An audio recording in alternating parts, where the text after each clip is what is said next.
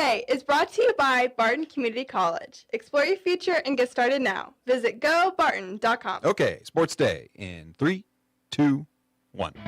Now first pitch to Michael Garcia, and he grounds it up the middle, base hit. Velasquez in to score. Frazier rounds third. He crosses standing. The Royals have taken the lead. It's 3-2 in the bottom of the seventh. You know, like I said, Masi is a good hitter, and he take the opportunity for the pitcher get a hit, and he hit a homer. So he did a tremendous job today. Just grinding. You know, my teammates have been incredible during this whole thing and helped me out. The coaching staff's been huge, and you know, keep my confidence up. And it's just, you know, day by day. You know, you can't rain forever, so hopefully we're starting to turn it around a little bit. It's been fun learning the new offense and seeing how they run stuff. It reminds me a lot of Sox playbook, so a lot of similarities, just a lot of different names to it. So it's going to be fun to just play on this offense. Get in here and learn the offense as fast as possible, and, you know, be a key contributor on special teams, offense. You know, whatever they ask me to do, I'll do it. I want to come in here, I want to get comfortable, and I want to learn the brand and style of football that they play here in Kansas City, and, you know, I want to be able to do that to the best of my ability. This is the last year I'll tell him that, because I'm not going to keep training the way I've been training, but he knows that if he ever truly does need it, I'll be there for him. But I don't anticipate that happening. I'm very good coach. I'd be really surprised. Look, anything's always possible, and I think that story is a function of the fact that we're in the first week in May. I'm sure CBS was very happy to read that. Yeah, let's not bring back Boomer Esiason and Phil Simcoe here. J.J. Watt talked about the fact that he wants to come back after, you know, basically commit. Here's Ant to the right side. Sees Jaden in the corner, right back to Ant. 3 on the shot clock. He's going to rise up for a contested 3, and he drains it. With 7 minutes to play, the Wolves are up by 23. Hey, good afternoon. Welcome to Sports Day on 1590 KVGB and 95.5 FM, the talk of the town. Welcome into the Tuesday show. Steve Webster, Mike Corson, and Mike Hesher with you to guide you through the day of sports. On the program today, Cole Reif, he's going to put his Voice the Cardinals hat back on. He's going to call the Friday regional game between the Houston Cardinals and Russell Broncos over in Hoisington, first round of the 3A regional. Carson DeBose was going to be with us, but she has exit interviews today with all her players. It's graduation time. Their season wrapped up on Saturday in Dodge City, coming up one win shy of playing for the championship of the Region 6 tournament. So maybe we can get Carson in one more time before she heads off for summer. And Mike Corson going on the... Oh, I did a good one and my microphone wasn't on. That hurts. Hurt literally. Sorry, I wasted a shell. Mike Corson going on the prow today with Panther Track and Field. Who you got? It's Eliana Beckham, Reese Bullard. They were 2 of the 4 members on their record team, and Cooper Omont, maybe. Okay. So maybe get 3 record holders in here. Okay, there you go. Okay, so that's what's on the show today. And, of course, we have the Tuesday sports headlines and the sounds of the past 24 hours or so. Hey, that explains a lot why Cole Reif was downstairs listening to Vin Scully. He's prepping. But I thought maybe sounds of the past 24, you'd have some Tom Brady roasting, but you'd have to have the delay on. Yes, I actually looked at that yesterday. Oof. Clean cuts are few and far between. Yes, they are. But everybody seemed to have a good time. 3 hours of a good time. Yeah. I don't know if I got that much patience. Do you think Bill Belichick, those were fake laughs? Evidently, he goes on the TV shows as an analyst and laughs like that. Have you ever seen those NFL films things that he does? He's very engaging. Yeah, supposedly complete 180 from what we know him as of on the sideline. But I still don't like him. Why? Because of the way he acted on the sideline. How are you supposed to act on the sideline? No, well, with the media, especially the media, they've got a job to do. You get paid way more than they do. Say something. He does. I'm going to talk like this. Maybe somebody's got to transcribe that, so you got to enunciate. I've been on the other end of that. Yeah, but there's some people, especially that. Why do we? Oh, that's just going to start a whole different thing. It was going to go down the line. Why do we have halftime interviews with coaches as Oh, they go yeah, off I'm the not in field. for Those that, are yeah. stupid. So I will clean it up. The one cool thing Tom Brady said was the NFL spent $20 million investigating whether I deflated footballs. Why didn't they just give me the money and I would have admitted to it? That's funny. He said it a little differently. All right, you ready? Let's go. All right, the call last night on 1590 KVGB and 95.5 FM. Miguel Garcia singles to center, scoring 2 in the bottom of the 7th inning, and the Royals rally to beat the Brewers 3-2. Garcia was talking about his teammate, Michael Massey, who homered before that. They hadn't done anything in the game, and the Royals end up winning the ball game by the score of 3-2. Cole Reagans allowed 2 runs on 2 hits in 6 innings, struck out 8, and then the Royals turned it over to the bullpen, including Mike Hescher's favorite guy, Will Smith. Hesh, he is unscored upon in his last 5 outings, 4 innings, 1 hit, no runs, no walks, and he pitched 2/3 of an inning last night.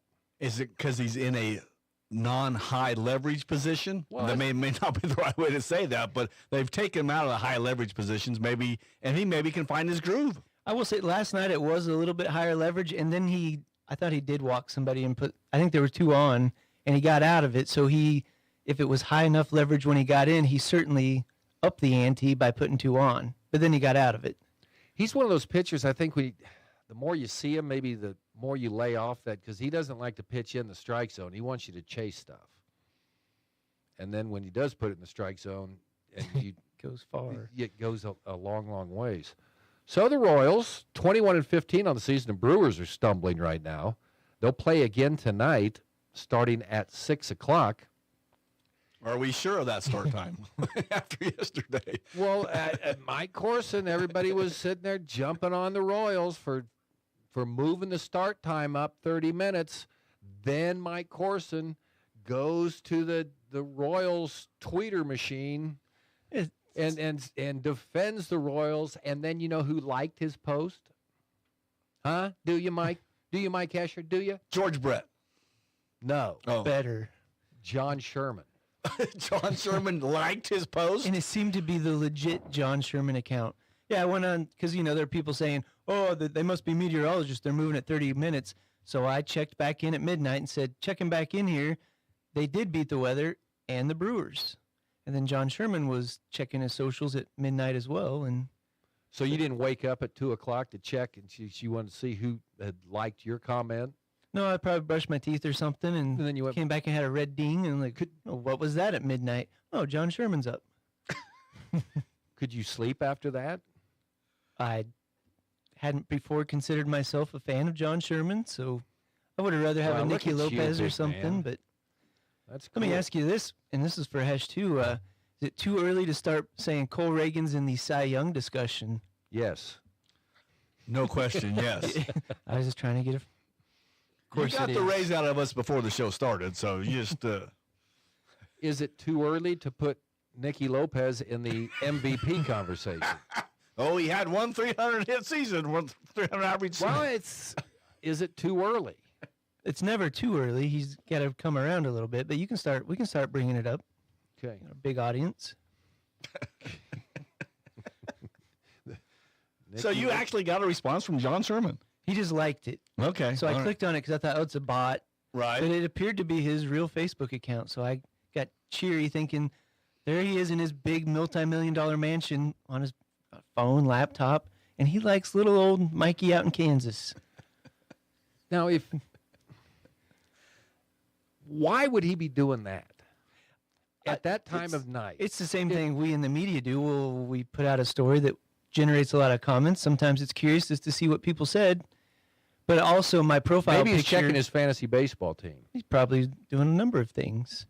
But my profile picture is me taking BP on the field at Kauffman, so he's probably like, did we sign this guy once? Let him go? What's the deal here? Oh, my And then he looked at it. He probably thought you were Nicky Lopez. This guy could probably bat 300 again. Royals tonight, 6 o'clock, and then tomorrow they will start at 12:30. So no sports day. Correct. Okay. I just thought I would. You didn't add that, so I thought I would throw that in there. Okay. Well, no, I was going to add that, but you Okay. jumped in there so enthusiastically about not having to do Sports Day tomorrow. Okay, some Chiefs rookie minicamp news. Xavier Worthy says, yeah, these offense is kind of like Sark's down here at Texas. No one does it better than we do in Texas. We got the biggest offensive playbook, more than bigger than anything else. Yeah, I kind of like it. So he's been at camp. Fourth-round selection, Jared Wiley, ready to make an impact anytime he can. So it's always fun. Rookies come in, free agent guys. Chiefs official team camp opens up on July 23rd. Right when that cool weather hits. Cool football weather. Yeah, of course. Luckily, both those Texas players should hopefully be used to some of that heat. Shouldn't be anything new to them, but got to get used to the Kansas City playbook and trying to remember some of those complicated offensive calls when you're out there in 105-degree heat, 110-degree heat index on the turf. Kind of makes it a different ball game if you're not used to trying to play at your best in that high heat. Yeah, they say, hey, new guys, we call this one Ring Around the Rosie. And then they all go in And then they all fall down. J.J. Watt, three-time Defensive Player of the Year, saying at it was a golf tournament down in Texas, saying that he'll join the Texans if they need him. Oh, he's match fit. I'm not going to keep staying in shape like this. Adam Schefter doesn't think so, especially since CBS, they blew out Boomer Esiason and some other guys to make room for him to be an analyst. JJ's a personality, too. We just saw him climbing the balcony in the Miller Lite commercial. So he is a good TV guy, so he can fit wherever. And he's probably not a defensive end anymore, but he can still be a disruptive interior defensive lineman. Like put him in there as a penetrating 3 technique who can hold his own against the run, maybe. Not if he's in shape. He's got to get fat first, man. He's got to put on some more weight. I think he's a DE. Dude is. I just don't know if he's got that bursty one anymore, but he's slap the tackle in the ear hole, man. Then you just you can't do that. Deacon Jones special. And then finally, the call on KFAN, Anthony Edwards knocking down a fourth-quarter three. The T-Wolves beat the Nuggets 106-80. To take a 2-0 lead in the Western Conference. Was that in Denver? Both of those first 2 games were in Denver, so Minnesota goes to Ball Arena, is able to get 2 on the head of Denver in their home arena. Now Nuggets need to win their next 2 on the road in Minnesota. It's going to be tough because Minnesota, they've had a great fan atmosphere in their home court all season long. Minnesota sports in general, when they're good, the fans rally to them. And right now, this Minnesota team is one of the best they've had in any sport in the last couple of years. Anthony Edwards is very exciting. He's one of the most exciting players in the league. I was hoping he was going to have another a poster or something like that we could clip for this morning, but he's just been incredible. I think I saw something about he's shooting north of 60% in the playoffs so far this year, which is just incredible when you think about who they've been playing. They've needed it. He's been that engine for Minnesota offensively all year, and now other guys are stepping up. They have the 6th man of the year in Naz Reid. He's been doing great and trying to limit what Jokic can do, and when you're able to do that, you're able to kind of muck up what Denver wants to do overall. That's the longest NBA comment we've ever had on the show. It was you let me go, and still managed to reel it back in there at the end. Okay. There you go. Sounds the past 24 hours or so. Softball today. Lady Panthers should take care of TMP today in the season 20-6, and then take their chances at postseason. Who are some of the teams they might run into in that regional? Have not looked. Sub-state. They've seen a lot of the tougher competition, so I'd like to think those are going to be upper half bracket teams. So maybe catch one of those in the championship game. But if you're playing at home, that will help. We talked about how there's not too many dirt fields out there, but the girls like playing on the turf. They're used to the turf, so hopefully they get to punch a ticket to state on a turf. Okay, so there you go. Sounds the past 24 hours. I really don't have any more news stuff. Anything breaking late that doesn't have to do with the NBA or NHL? No. No horses died in the Flag Kentucky football Derby. news, That's yeah. always news. Okay. Cole Rife's going to come in. We'll talk a little high school baseball coming up next year on Sports Day. Are you a Class A CDL driver looking for a new opportunity? Venture Corporation is looking to hire several current valid Class A CDL drivers. And here are some great facts about driving for Venture Corporation that you will definitely enjoy. Higher pay, even higher pay if you have a hazmat endorsement. You'll be driving nice trucks, have more flexible hours, home most nights, and seldom any weekend work. Ready to team up with a homegrown, family-owned, and local company? Don't wait. Call Leslie at Venture Corporation today. Central and Western Kansas residents, are you looking for a new vehicle? Marmy Auto Group can make it happen. Marmy Auto Group includes Ford, Chrysler, Dodge, Jeep and Ram, Chevrolet, and GMC. Marmy Auto Group, your Central and Western Kansas dealer, has new and pre-owned vehicles, or we can special order your vehicle today. If your existing vehicle needs serviced, Marmy's award-winning service department can help. Come to Marmy Auto Group on 10th or marmys.net. Marmys, make it happen.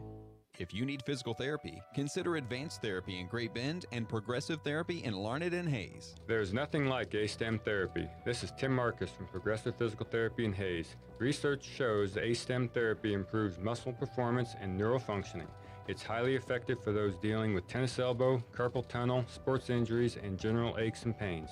You don't need to hurt. Physical therapy can help. Call Advanced or Progressive Therapy and Sports Medicine to explore your treatment options and get your life back.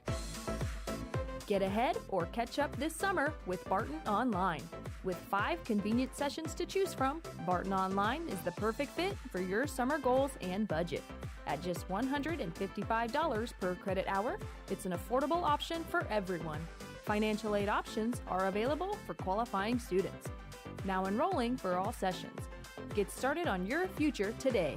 Learn more at online.bartoncccc.edu. Community bankers should actually know your community. Hi, I'm Amy Herrera, Regional Retail Manager for your local Equity Bank. As someone who lives here, I know many of you and I know what's important to you. I've been in the industry a long time and I've helped many people navigate through financial challenges and lead them to financial opportunities. I believe that people bank with people. I'd like to invite you to stop by one of our region's 5 locations and meet our friendly, helpful staff. Let us show you how we're committed to serving you in our communities. At Equity Bank, we're right here beside you. Member FDIC.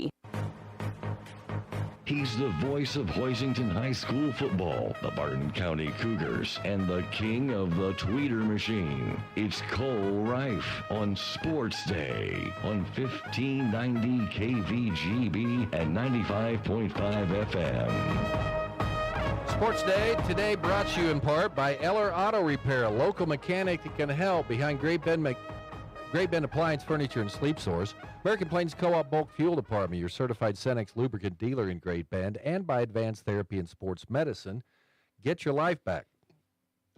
Cole Rife joining us on the show. He had to dust off his Cardinal gear. Yeah. He jumped back into it Friday. It was in the back of the closet, we was waiting for the fall, but a little spring action coming up Friday. So you can do a little baseball here. Yeah, we're doing baseball. Now, do you worry about jinxes? I mean, Biggs was in here yesterday. He said, we just quit worrying about doing all that stuff because it hadn't been working for us. Now, because, Hesh took the baseball team to the state tournament last year. I mean, that's true. That is true. Yeah. I don't worry about jinxes for baseball and softball. I know they're big superstitious guys and gals, but not from our standpoint, because we typically just jump in when it gets exciting at the end of the season anyway. So it's kind of typical this time of the year, because I always felt weird, even with Boxberger and following Hoisington softball for the last few years as they've had some dominant seasons. So I was like, is this kind of weird? He's like, no, you're fine. You're fine. But it is tough because a lot of those setups, you're outside, which is fine. You're outside and it's nice out, whatnot, but you're right up against the fence. And you talk about throwing out play-by-play in quiet gyms, like for basketball season. We talked about, going out to Goodland and things like that. It's even worse for baseball and softball when you're right up against the fence. And truly, like in Hoisington for softball, you're probably about they can hear you 15 feet away from the batter. Yeah, and that's not an exaggeration. That's maybe 15, 20 feet. And so, the batter, the catcher, the home plate ump, can easily hear you. Not just if they're listening carefully, easily hear you. And I'm sure baseball is going to be pretty much the same way their bicentennial coming up on Friday, so it should be fun. Well, Hesh, what kind of conditions they have over there for you? You're all right. Last year I was between the stands and the third base dugout, which were Hoisington, and you're right. I mean, in baseball it's not quite as bad because the umpire's a little further away, but you're right next to the dugout, and they can hear everything you can say. And Jason Ingram, the official scorekeeper, is right there, so that helps a lot. Last year, you can get a hit or an error from him really quick. Last year, regionals, Hoisington softball went to Lions, and Goodhart was out there. And I was giving him a good time, like even on the air, like he would come by and like, come on, Goodhart, you got to give us a call, like every once in a while. So yeah, it's always nice when you know the home plate ump. And then you have fun. And the pit way outside, but the home plate umpire calling that a strike. Louise. Yeah, if you're ever going to get thrown out of a game as a broadcaster, it would probably be in one of those situations. I think it would take a lot for Scott Goodhart to throw me out, but yeah, he's a nice guy. He's good. Wish his dad would be back there. Yeah, that'd be really he's solid too. Yeah. I cannot believe that. Yeah, I think I've had like one case where I caught the eye of an official. It was a basketball game, and I was courtside. And where were we at? I think we were in Dodge City, but it was at the Wireless Arena, so it must have been one of the tournament games. And it was Rodney Palin, and I love Rodney. Rodney's awesome. He's a great official. And Rodney gave you the no. It was just a look. It wasn't a mean look because they didn't get a call. Like Barton didn't get a call, and I don't know who they were playing in the tournament. And then Rodney's doing his high knees back down to the other side, like, "Oh, Rodney, come on, man!" And he looked back like that was like before I actually maybe formally introduced myself, but I just knew his name because you get the officials' names, and you see the guys over and over. And then from that point on, we've been pretty close. But no, Rodney is awesome, but I don't think I've ever really caught too much ire of the officials over the years. At least, I mean, football's nice because they can't hear me. Like, you can't hear me down there, so that's nice. Yeah, but then once you get going, you don't notice it. Mm-hmm. And then until you realize somebody. But the other thing is, if you're ever going to check names for officials, for pronunciations, you check them for these because their mom and dad can hear you in the car in center field. Yeah. Or just down the line. And they'll come up and tell you. Oh, they'll tap you on the shoulder while you're on the air. Yes. Hey, number four. Her first name is Reginalina. It's spelled Reganhlehei. Well, I had a... Okay, then, ma'am, with all due respect, you should have named her Ruth because there's no way you can get that pronunciation out of that first name. And they're changing. I mean, all these names are hard. I don't know how you got through the Barton season. Well, I mean, and the tough thing about it is that you're getting common names that when they tell you the pronunciation is like Michael, which is like very normal, right? But then when you look at the spelling, it's like Muchiilee. Like it's like, oh yeah, it's just Michael. What's your problem? Like, well, now we named one of our kids Fitz, but it's easy to pronounce. I mean, it's a different name, but it's an easy pronounce. Yeah, it's very much you can't mess it up. So yeah, if you come out there, it's like you're trying to trick people when you're starting to name these kids. And then they get upset with you. Okay. I had a Great Bend relative of one of the players during we'll just put it at baseball or softball game, and he questioned just my stats that I was, and I'm sure you can single down who this was. I think we've had this discussion. He's like, nope, those stats are wrong. Like in between the innings, he would tell me my stats were wrong. Tim Freese's old buddy, right? Yeah. Hey, you gotta stop narrowing these people down. Yeah. Okay. Yeah, that'd be it. you imagine? Yeah, because we've always joked that if we don't get stats, we'll make them up. And I don't know if that's what he thought I was doing, but if I was gonna make something up, it'd be a lot more brash, or it'd be a lot more exaggerated, right? Or when you don't have an official score there, and you just got to make it up yourself. That wasn't an error. That was just go on. Oh yeah, just go on. I mean, you're doing a game by yourself. It's a little table somewhere, and you're in the middle of the stands. I just started bringing a crutch, just in case I had to start swinging it. If the eyebrow look wasn't enough, then you've got to have a weapon to fight these fans off with. Well, and you bring up errors. I feel like high school is the most generous, non-error giving scorekeepers that I've ever met. Oh, because I usually err on the side of caution when a play happens and if somebody boots it or whatnot, more often than not. But there are some that are just like, hey, that's an error. Like, I mean, the kid truly messed up. I'm not trying to be mean, but the kid messed up. That's an error. And like, nope, that's an infield hit. Like, no, come on. I think that's why you'll like Jason Ingram sitting right next to you. He is by the book. I mean, he is. I was very impressed last year with what he called errors and hits, so you'll be impressed. Okay, that's good. Don't want to hurt anybody's feelings. Okay, so is the shortstop, right? Hard ball. Dives to his left, snags it, and because it's hit so hard, he has all the time in the world and airmails it over the bag.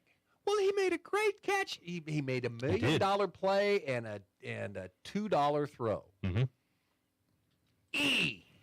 Yeah, easily, right? It's an E. Now, when it gets questionable, is like if one's in the dirt, or if the first baseman doesn't field it cleanly. Yeah, well, that's fine. If you want to go on the other side of that, that's and then fine. If you want to, get by, I said, okay, I'll give him a hit, and then because the runner advanced, that's easy, and you give him in there. But no, you threw the sting. Okay. Well, and in any pop up or any fly out, what should be a fly out, fly ball, and it hits your glove.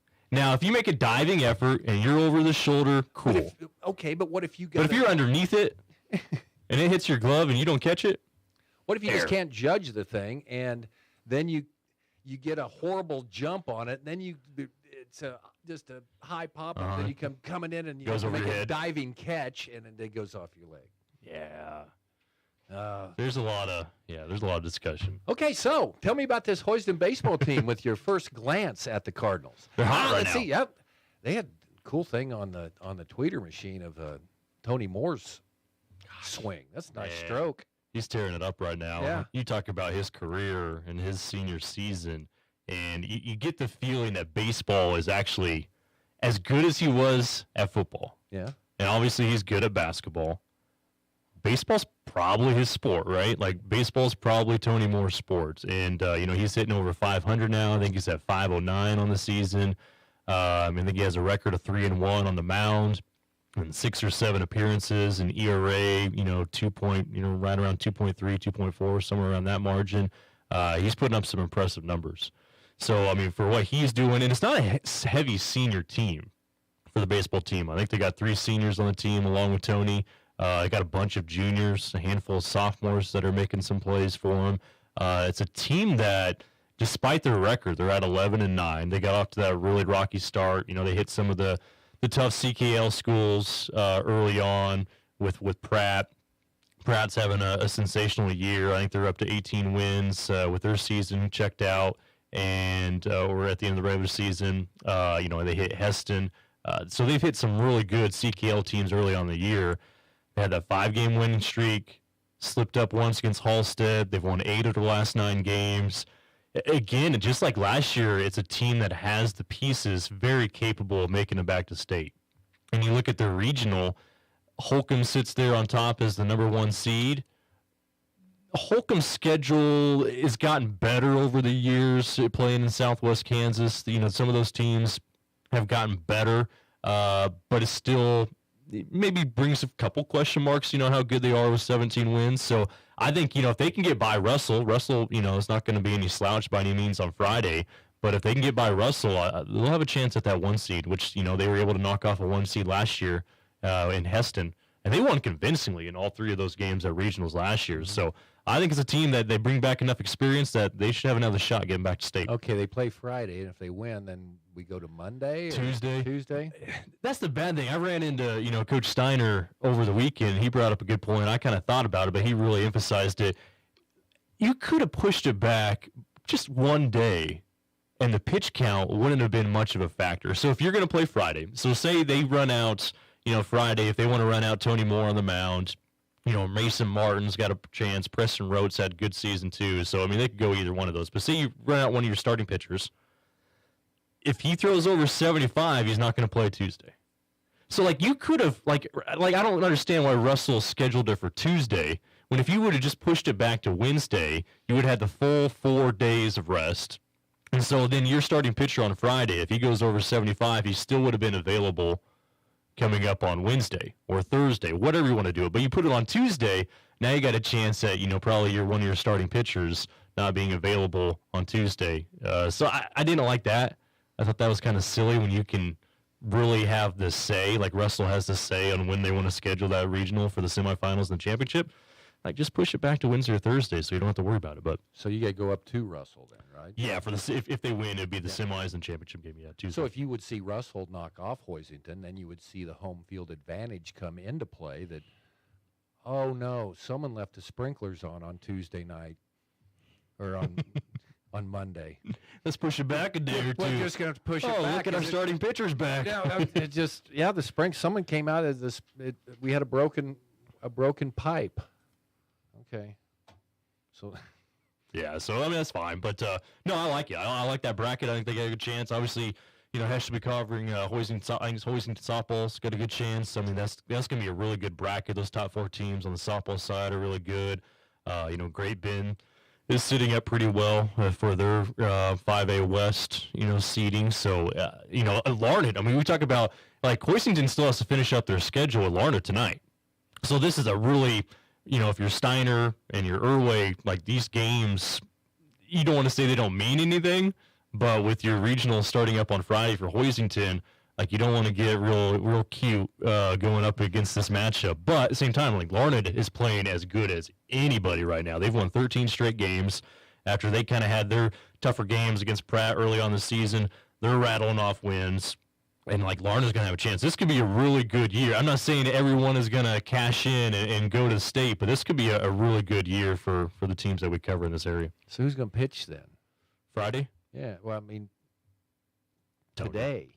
Oh, today? Yeah, I don't know. That's a head-scratcher for Steiner who he wants to roll out there. I don't think you throw any of your top 3 pitchers. So I don't think... Can't you go in and with mutual agreement have, I can see that. Have your coach pitch. Just get the machine out there. Just get the machine out there. Tee it up. No, I mean, I obviously, Tony's not going to go. Martin's probably not going to pitch. I don't think Rote will pitch. I could see them throwing out like Heckley. French has had a decent season. I could see French going out there. But, I think it's going to be... What do they call those in the major leagues? Is this a bullpen day? Bullpen game. Yeah, this is a bullpen game. Yeah, I don't know how much your depth is. Maybe we'll get to see the freshman Coulter Hahn a little bit more today. So we'll see. And just call him up from the, the freshman. Some guy's not even playing. Just somebody throws strikes, I guess, if he wants what he wanted to do. Yeah, I think Ingram's made like 1 appearance. Maybe he'll get a second appearance tonight. Yeah, out there. Okay, Cole Reif with us. So. I was telling Hesh, once we get here, graduations are going on. The next thing you know, it's going to be August 23rd. So give us the early preview on Hoiston Cardinal football. Pretty salty. I'm excited. Obviously, the biggest question is quarterback, and that's a huge position. So I don't want to overlook that by any means. That's a huge spot. But if they get that figured out, and I don't know who they move back there, there's some possibilities. Who do you think it will be? Oh, man, I mean, I could see even Taryn Kraft getting a crack at it. Maybe even like a Taylor Morales possibility. I think Zach ideally would like somebody that has a couple years left before the end of his career. Because, you bring in a quarterback in that system, any system, but, in the flex, and you only get 1 year out of him. It can take, half a season, maybe even longer to kind of get a good feel for the offense in any type of style. So I think ideally for him, he wants to bring in a guy that's a sophomore, going to be a junior, at the max. So I think he wants to get a couple of years at that starting quarterback. So I could see, maybe a Taylor Morales. I don't know. You would lose so much on the edge, but like a guy like Mason Martin might have that capability, just a type of playmaker. I don't know. I don't know where he'll go. But if they get that quarterback figured out, They got 4 guys now because, Xavier Chambers got thrown in the fire last year with Leighton Hoffman getting injured. So he got experience that he probably wasn't expecting to get as much last year. So now he has experience. So you essentially have 4 of your 5 offensive linemen coming back next year. And then you got Jason Robinson coming back. Then you got skill players like Mason Martin, Carson Mason, Taylor Morales, Taryn Kraft coming back. I think Coulter Hahn is going to take a step up as a sophomore next year. Did you put Jason at quarterback? J-Ron. I mean, obviously the playmaking ability could be there, but I don't know. I mean, it's been a while. Yeah, but... I could. Yeah, I wouldn't rule any of that out. Who knows?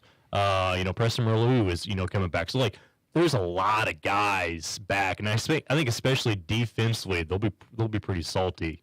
Offensively maybe it takes a little bit of while to get that quarterback situated, but they're sitting pretty good. And I've been hearing for a while. Everybody used to their little kids team's not as dominant as it used to be. Mm-hmm.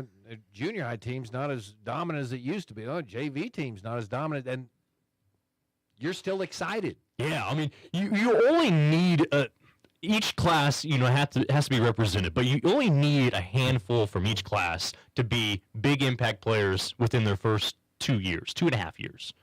And they've been able to do that with each class so far. And I'm not saying there's not, one class that might drop here or there, but they've still been able to collectively put it together. And I think especially over the last 4 or 5 years, Zach has really relied on sophomores, coming in and playing, maybe not the big time roles in the backfield, but either out on the edge, subbing in as the linebacker, coming in, he's been able to utilize some of those sophomores more. So that's how he's been able to build depth over a 3-year stretch. So yeah, I think it's pretty good for the Cards coming up this fall. And the biggest thing I've always said each year, you don't have to be better than the team the previous year. You just got to be better than the rest of the West. Just get there. So now you start looking at, okay, what does everybody else have coming back? Southeast, I mean, there's going to be teams that are just going to be consistently good, like Hoisington. You expect them, even if they lost everybody, it's Zach and that coaching staff, they're going to be good. So Southeast, but they lost a lot. Russell's still recovering. Ellsworth will lose a ton. Norton will be really good. Norton will be probably the favorite on the West, next year, and rightfully so, with Eli Jones coming back and company. So, but yeah, I think it should be a lot of fun. Does Beloit take another step back? I think they kind of stay put. Okay. They're still one of those established programs, but when they lost, kind of the Seiferts, once he moved on, they took a hit. So I don't think they're going to be a huge contender by any means, but they're still one of those respected programs that you got to watch out for. Any team out west that could win it all? Yeah, I mean further, Lakins or anybody like that. Yeah.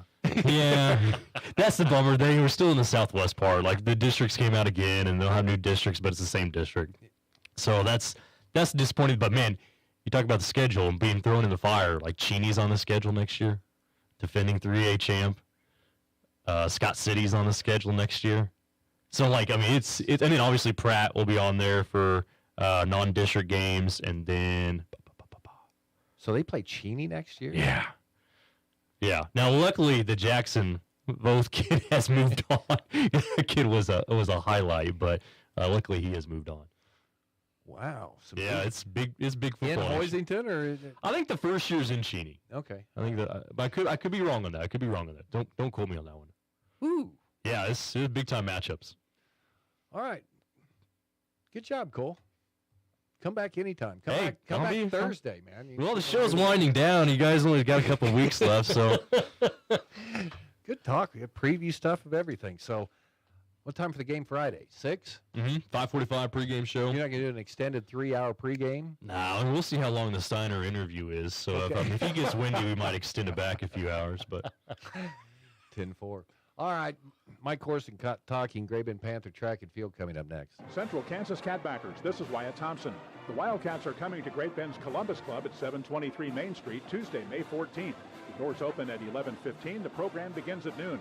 Our program features football coach Chris Kleiman, basketball assistants Marco Bourne and Anthony Winchester, K-State Alumni Association President Adam Walker, student athletes, the K-State cheer team, and Willie the Wildcat. RSVP to Central Kansas Catbackers Luncheon RSVP. Don't miss the Wildcats in Great Bend, Tuesday, May 14th at noon. Go Cats! Don't want to be tied down by a wireless contract? Get the service you deserve with NextTech Wireless Advance Pay. There's no contracts and no credit checks. Plus, you can get unlimited talk and text with 22 gigabytes of high-speed data for only $25 a month. Make the switch now and get a device on us. NextTech Wireless. Home on the range. Hey everyone, this is Cole Rife, voice of the Barton Cougars. Attending sporting events for Barton Community College is great, but did you know you can support the athletic teams even further by getting involved with the Cougar Booster Club? The Boosters help with fundraising for equipment and facility upgrades to give Barton athletes every opportunity to keep succeeding at the regional and national levels. Join the Cougar Booster Club as an individual or business. Call 620-792-9377. Become a booster today. Go Cougars. Community bankers should actually know your community. Hi, I'm Sean Powson, president of your local Equity Bank. As someone who lives here, I know many of you and I know what's important to you. I've been in the industry a long time and I've helped many navigate through financial challenges and lead them to financial opportunities. I believe that people bank with people, so I'd like to invite you to stop by one of our region's 5 locations and meet our friendly, helpful staff. Let us show you our commitment to serving you and our communities. Because at Equity Bank, we're right here beside you. Member FDIC. When it comes to car maintenance, it's good to know a local guy that can get things done. The Eller family has been in the auto repair business in Great Bend forever. Greg Eller continues that long tradition of helping people. Eller Automotive Repair specializes in wheel alignments, oil changes, and general maintenance for all makes and models of cars and small trucks. Open 8 to 5 Monday through Thursday, 8 to 4 Fridays. Eller Automotive Repair at 915 Morton, right behind Great Bend Appliance, Furniture, and Sleep Source, 10th and Morton. Get the power you need for your farm equipment. The power of peace of mind that dependable Cenex lubricants deliver. With decades of proven off-road performance backed by the industry-leading Cenex Total Protection Plan warranty. Cenex heavy-duty diesel engine oils, hydraulic fluids, gear lubricants, and greases are formulated to provide superior protection for load-bearing equipment. The power you need to keep your business running like a well-oiled machine. Contact American Plains Co-op Fuel Department in Great Bend, your certified Cenex distributor today. From the Mayo Money Management Studios, 1590 KVGB Great Bend and 95.5 FM K238CK Hoisington. Sports Day presents On the Prowl with Mike Corson, an inside look at all the sports taking place at Great Bend High School. Welcome back to Sports Day, KVGB 1590 95.5 FM. Mike Corson joined today by a pair of Lady Panther Cross kids. Just want to remind you, Sports Day is brought to you by the Barton County Cougars Booster Club, continuing their efforts to make the Barton Athletic Department the best in the country, and also brought to you by Adventure Corporation, reminding you to help a neighbor and shop local when you can. So today we've got senior Eliana Beckham, sophomore Reese Bullard. Seems like maybe you guys just broke a school record or something. Something like that. So let's walk through this. The old sheet on the Great Bend High School webpage said it was 1997, but I think Lashley said yesterday you guys broke it last year. Yes. So who was on that team last year, Eliana? It was me, Addie Nicholson, Kinsey Premer, and Sienna Smith. How many different lineups have you had in that race this year? Oh my goodness. I think we have 8 girls rotating through it. Does that make it trickier, easier, or you're just doing your part every time? Just kind of doing my part every time, but it definitely makes it a little trickier. Okay, Reese, what leg are you on? Last time I ran it, I was the anchor, so I ran the 4th leg. Is that the hardest one? From what I've ran, yes, but it's also the most exciting, so I kind of prefer it right now. And so let's walk through kind of the deal here. Is the the last one kind of usually your 400-ish kid? Or is it completely, sometimes that's the front leg? I saw, Eliana, you opened up at KU Relays and you're a noted 800 kid, but is there any method to Lashley's madness on who he puts where? It really depends on the race. Sometimes he'll have the first and second runners the fastest. Sometimes he'll have the 4th runner the fastest. It really just depends on what the race is and who's in those races. So, Reese, was that your first time? Obviously first time at KU because Great Bend hasn't been up there. What was it like to see some of those kids and at that facility? KU Relays was crazy. It was exciting, it was new, and I've never been to something that big, so it was really exciting for me, and I just went out and ran and tried to run as fast as I could, obviously, but it was really fun. Any intimidation factor? Definitely was intimidating, especially being the anchor for, I think, the first time at that point. So I feel like I had a lot of pressure on me, but it was a lot of fun. And Eliana, when you guys came out, I think the pink team was from, what, Louisiana? I have no idea, And but they look probably. like college kids. Do you get any intimidation factor when you're stepping up to the line with, is going to be a very good team from out of state? Yeah, but mostly I was just excited. I was definitely sick that weekend, so I didn't run as well as I wanted to, but it was just really exciting. I was just excited to go out there and have the opportunity to do that. So I've been trying to see how loaded Class 5A is compared to the other classes. Surprisingly, 6A is actually a little bit faster, except the 4x8. So you guys are ranked number 5 overall in Kansas, but number 3 in Class 5A. What's your ceiling on this relay, and what are the expectations here with regionals in 2 weeks? Ruiz. I don't necessarily know if we're going to get a better time before state, but I know at state we are going to come and we are going to work our butts off and prove who we are and where we come from. I feel like it's really hard cutting time because we're always changing who's on the relay. Yep. So it's hard to figure out what you're actually going to run, but by state we should definitely have something figured out. And we've also joined by Cooper Omont. We weren't sure if he was coming, got a maybe earlier out of the administration. So Cooper Omont, another record holder in the triple jump, but I hear that you're pretty new to that event. Yeah, it's first time doing track, and Bernie would like me to do that event, so I told him I'd do it and it's paid off, I guess. And so, Reese, real quick, back to you two, because Eliana, it's hard to believe she's a senior. I watched her, I believe, her very first or second race in the 400. Yeah. And now you've got a week left of school. Reese, what's your background in track and field? Well, I've ran track through middle school and my freshman year as well, but this winter actually I started running longer distance and more of those harder workouts with Lashley, not planned, but I ended up running a lot longer than I kind of first planned to. But I really love it now, so kind of I'm just now going into like the 800 and hoping to run cross country in the fall. Yeah, we'll come back to some distance stuff. Cooper, obviously got to see you run back some kickoffs this fall, played some varsity basketball. I think you started at the state tournament? No, 6-man. I didn't start, but I did play quite a bit. So yeah, what's your track and field background? So this is my first year doing it, but I did do a little meet once in 6th grade at Holy Family. Other than that, this is the first time for everything. So why track and field? Honestly, the coaches just wanted me to do it. I felt like I was kind of pushed into it, but I think you're doing glad okay. I did it now, yeah.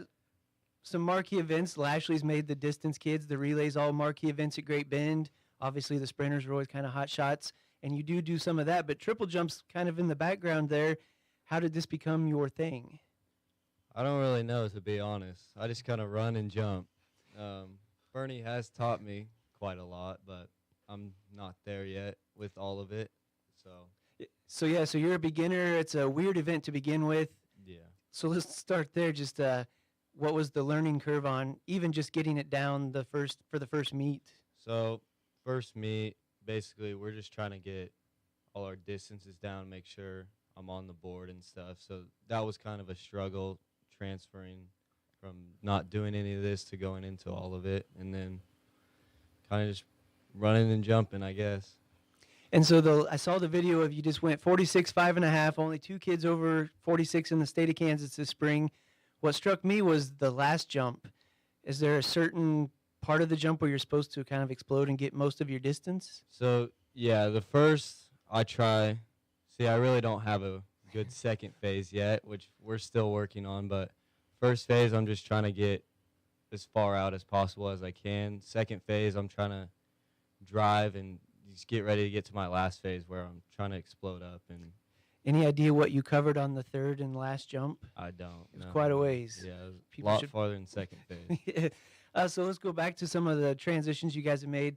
Eliana, so obviously I saw you, this is senior Eliana Beckham, saw you as a 400 kid as a freshman, thought maybe you were going to be a standout in that event. You transitioned into one of the top 800 kids in the state, pretty good cross-country runner, which is 3.2 miles. Got a favorite event that you've kind of focused on? I've definitely focused on the 800. I've been doing that since 2nd grade. So, I mean, it's kind of been a love-hate relationship, but now that Lashley has taught me how to run it and just the methods to use, I really enjoy it. So, but I also really enjoy the relays. I don't know. I love them all equally. And you're on the 4x4? Yep, 4x4 and 4x8. And so you're number 9 in Class 5A. The good thing we like to see throughout the season is cuts and times. Is 2:20.35 your best ever? Yes. So what has led to you running the best as a senior? I don't know, just the hard workouts that Lashley gives us. He knows what he's doing, and you just got to trust in your training. If he hears that, his head will never fit through that door again. Yep. Reese, what did you start out as? Well, I used to be more of a sprinter back in my old days, but my 400 has always been my race. I've always loved the 400, but now this track season I've started around the 800, the 4x8, stuff like that, and I really love the 800 right now. So I ran my first 800 open 800 on Friday. Cooper, you ever ran a 400 competitively? I ran the 4x4, and I won't be doing that again. So that's what I'm coming back. Everybody says the 400 is the worst, but I'm telling you, it seems like a sprint in the 800 since, and we're talking to sophomore Reese Bullard here and senior Eliana Beckham. What is harder, 4 or 8? I think the open 4 is harder than the open 8, but I think that the 4x8 is harder than the 4x4. If that makes sense. I don't know if that's going to confuse people, but is there a reason why? The 4x4 is just so hype. It's just such an adrenaline rush, and even when you're done and you're dead, like you're going to cheer on your team. It's just so exciting and thrilling. So, and Reese got a favorite on the 4 or the 8? After running the 800, I have to say the 400, open 400 is definitely harder. It's more on you at a time, it feels like, but it's over quicker. So the 800 is more, I wouldn't say it's more of a mental race. You're racing yourself, not just other people. But for the relays, it's definitely more fun. I look forward to relays more than I look forward to open events. And so you kind of brought it up. If you're running the last leg, you basically know where everybody is. You don't maybe quite know what somebody's got in the tank, but the different steps of the relays, Eliana, I think you've started. You can hand that baton off with a big lead. Frustrating or fun to kind of watch how those races go, where teams go back and forth sometimes. I mean, yeah, it's definitely. If you hand it off in the lead and it doesn't stay in the lead, that's obviously frustrating. But you just have to realize that you're not competing with the same people that your next teammate is competing with. So who knows? Especially in the 4x4, like that anchor. There's a lot of girls teams that have like a 56 anchor, and we don't have that. The reason that we do pretty good is that we're all even, and so it's just hard to compare when you're not running with the same people.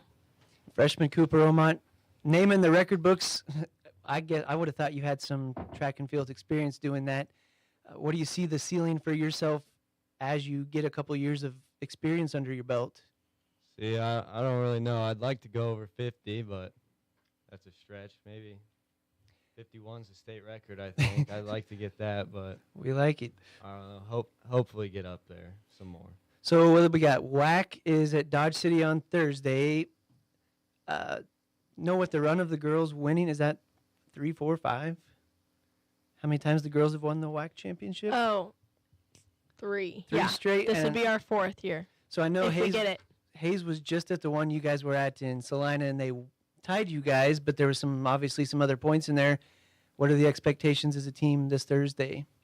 We're just going to go out and work our absolute hardest. We have some plans, and I don't know. What do you think, Reese? I think we're just going to go out there and work. I think it'll be tough, but really I think we're going to go out there and try and have fun for the most part and really work for what we've trained for all year. And Cooper, you've got the big regional at Great Bend coming up. Have you found a certain course or a track works best for you? Do you like Great Bend's? I feel like I like Great Bend the most, just being where I've jumped all school year so far. So I feel like that's the best place for me. And so top 4 out of the regional are headed to the state track meet in Wichita. Feel like the relays are pretty solid, but obviously some individuals. Eliana, I've got you at number 9 in Class 5A, which would be a borderline medalist. Surely some of those kids will run other events but expectations going into regionals. Like what place I'm hoping to get regionals? Just we figure you're going to make it to state, so do you save some for the state track meet, or is it all out a fair because it's regionals? I would like to get another PR at regionals going into state to have a better placing going into state and then prove myself even more at state. And Reese, do you know what you're running? Any individual events at regionals? Not really sure. It's kind of all over the place for what I'll be running. So, I'm not sure, but try and fight, I guess. 800, do we know if Kaylee Schultz from Salina Central will be running in the 8? I would assume so, but I'm not for sure because then that day she would be running 800 mile and 2 mile. I don't know. I have no idea. Sometimes they do that, but yeah, we like to say if we know there's a fast girl out there, stay with them and good things will happen.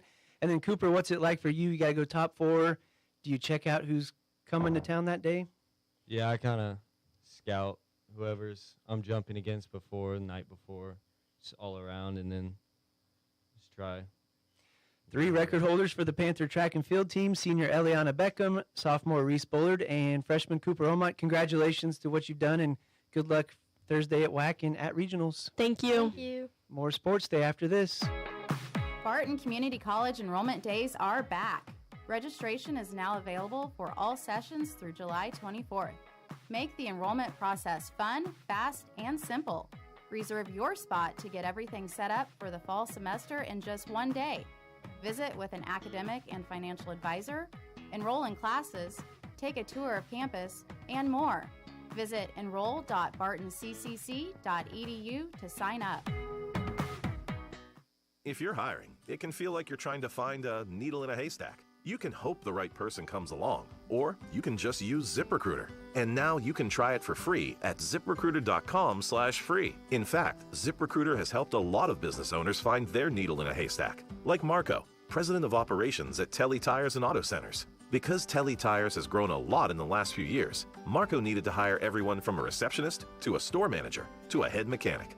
ZipRecruiter helps me find all the right people, even the most difficult jobs to fill. ZipRecruiter helps me keep my business running. Take it from Marco and millions of other businesses who've used ZipRecruiter. ZipRecruiter can help you find the needle in the haystack. See why 4 out of 5 employers who post a job on ZipRecruiter get a quality candidate within the first day. And right now, you can try ZipRecruiter for free. That's right, free. At ZipRecruiter.com/free. That's ZipRecruiter.com/FREE. ZipRecruiter.com/free. ZipRecruiter, the smartest way to hire.